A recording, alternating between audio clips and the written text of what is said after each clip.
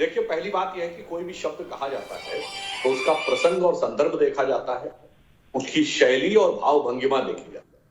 ये यानी अंग्रेजी में कहें tone and tenor, reference and context देखा जाता है। आपने देखा किस शैली में बोल रहे थे, हा हा हा हा करते हुए कि वो क्या आइटम है। मैं विनम्रता से अपने विरोधी मित्रों से पूछना चाहता हूं, इस भाव भंगिमा के साथ, इस शैली के साथ क्या वो अपनी पार्टी की किसी सम्मानित महिला के लिए इस शब्द का प्रयोग कर सकते हैं? और मैं एक और बात कहना चाहता हूं, ये शब्दों के व्याकरण के आधार पर जो लोग अपने बचाव का प्रयास करते हैं, ये स्त्री और पुरुष के संदर्भ में भी अलग हो जाता है। जैसे भी आपने तहसीन जी से कहा आइटम है, किसी पुरुष से कहिए कोई ऐसी बात नहीं है। आप किसी पुरुष से कहिए कि भाई ये धंधा करता है तो ये कोई निगेटिव बात नहीं है। वही किसी स्त्रीलिंग में यह शब्द कह दीजिए कि धंधा करती है, तो आप कहेंगे धंधा शब्द तो खराब नहीं था, उसका सारा मीनिंग पलट जाता है। और रही बात जो अभी तहसीन जी ने कहा, तो भाई वो कुछ और प्रश्न भी भूल गए जो महिलाओं के बारे में। ये टंच माल शब्द किसने कहा था? अब ये टंच माल में भी कुछ किंतु परंतु और संसदीय असंसदीय था। पुरानी बीबी शब्द कहा था, इसमें भी कोई संसदीय असंसदीय था। दूसरा, श्री नरेंद्र मोदी जी के प्रति जो कहा है, तो मैं पूरी विनम्रता से और पूरी दृढ़ता से कह सकता हूं कि 70 साल के भारत के राजनीतिक इतिहास में यदि सर्वाधिक अपशब्द और सर्वाधिक निकृष्ट कोटि के शब्दों का प्रयोग किसी एक नेता के लिए, किसी एक पार्टी के द्वारा किया गया है, तो श्री नरेंद्र मोदी के लिए कांग्रेस पार्टी के द्वारा। इसमें मतलब क्या क्या कहा जाए, मैं ये नहीं कह रहा हूं, सिर्फ एक ही उदाहरण देता हूं। किसने कहा था बोटी बोटी काट डालेंगे? वो कांग्रेस में नहीं थे उस समय मसूद साहब। उसके बाद अगले दिन गए राहुल गांधी चुनाव प्रचार करने और फिर कांग्रेस पार्टी में ले आए, उत्तर प्रदेश का उपाध्यक्ष बना लिया। अब बोटी बोटी में भी कुछ किंतु परंतु और बाकी क्या क्या बोला, तू चाय बेच, इनकी पार्टी की ऑफिशियल वेबसाइट पे। इसीलिए मैं कह रहा हूं, शब्द क्या है, संदर्भ क्या है, भाव क्या है, भंगिमा क्या है। जैसे अगर ये कह रहे 50 करोड़ की गर्लफ्रेंड मान लीजिए, तो वो आईपीएल में स्विट इक्विटी देने का संदर्भ था उस 50 करोड़ का। ये इमरती देवी के संदर्भ में आइटम का प्रसंग बता दें मुझे। बताइए क्या प्रसंग है आइटम का, बताइए। महिला अधिकारों की बात करने वाले विवेक श्रीवास्तव, बताइए। जी सुनिए सुनिए सुनिए सुनिए, पहले तो सुधांशु जी अच्छे प्रवक्ता हैं, बड़ी अच्छी बैटिंग की नरेंद्र मोदी जी की, और गलत को किसी तरीके से लिपापोती करके बचाने की कोशिश की। लेकिन 50 करोड़ की गर्लफ्रेंड गंभीर मुद्रा में मेडिटेशन करके नरेंद्र मोदी ने नहीं कहा था।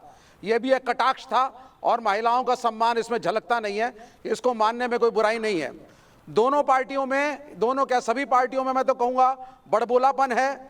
हम प्रज्ञा ठाकुर गोडसे प्रेम के गीत गाती हैं और उसी प्रकार से चाहे हाथरस का केस हो, दोनों पार्टियां बल्कि सभी पार्टियां महिलाओं के। लेकिन यहां पे मैं ये पॉइंट आउट करना चाहूंगा दीपक भाई, जो कमलनाथ जी ने बोला वो तो बोला, लेकिन ये एससी के खिलाफ अत्याचार, एससी के खिलाफ बुरी भावना, महिलाओं के खिलाफ एक बुरा दुराचार कमलनाथ जी का।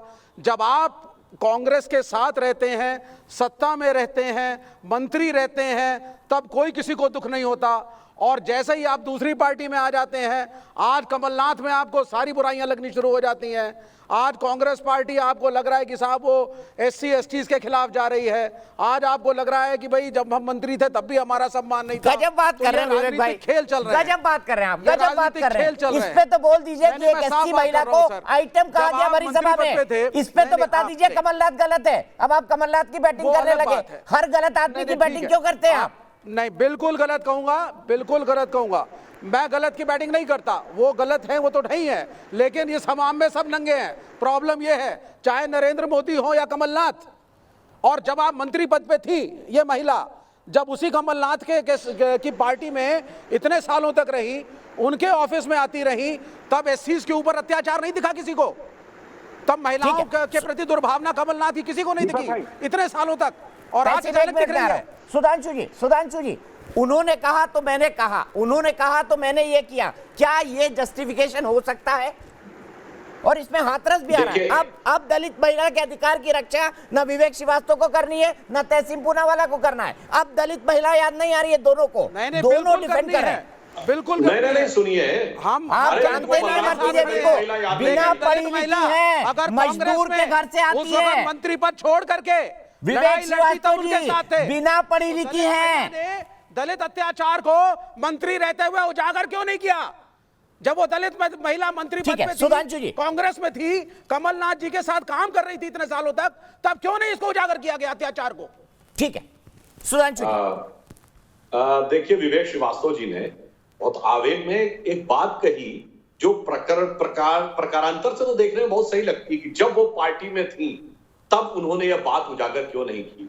विवेक जी, आप तो पढ़े लिखे व्यक्ति हैं, ये बताइए, जब हैसियत उजागर करने की न हेमंता बिस्व शर्मा की थी, न संजय झा की थी, न संजय निरुपम की थी, न ज्योतिरादित्य सिंधिया की थी, और न सचिन पायलट की थी, और तो और छोड़िए, छोड़ दीजिए पार्टी, छोड़ दीजिए पार्टी, मनीष तिवारी के साथ खड़े होइए, छोड़ दीजिए पार्टी, सच के साथ खड़े होइए, एमएलए, छोड़ दीजिए पार्टी, सच के साथ खड़े होइए, बोलती, इसीलिए तो यह सच के साथ खड़े हुए, तब क्यों मंत्री पद पकड़े रखा? विवेक जी प्लीज बीच में नहीं, विवेक भाई प्लीज, विवेक भाई प्लीज बीच में नहीं। सत्ता का लालच, ठीक, अरे सत्ता का लालच, मतलब सारे सत्ता के लालची है, युवा से लेके बुजुर्ग तक, तो बचा कौन? एक वही चिर युवा चुरी आप जब सत्ता में है सुधांशु जी, तब आप छोड़िए ना, तब आप खड़े होइए, दलितों के साथ खड़े होइए, तब आपको कुछ नहीं दिखता है, आज आपको सारी बुराइयां दिख रही हैं। जो आपके लिए बाबरी मस्जिद का केस लड़ रहे थे वो लालची नजर आ रहे हैं, मनीष तिवारी जो आपके लिए थे वो लालची नजर आ रहे हैं, हेमंता बिस्व शर्मा आपके लिए लालची थे, विजय बहुगुणा की बात नहीं कर सकता, गलत पार्टी की बैटिंग कर रहे हैं, सीपीआई, आप सीपीआई पार्टी के, कांग्रेस के नहीं।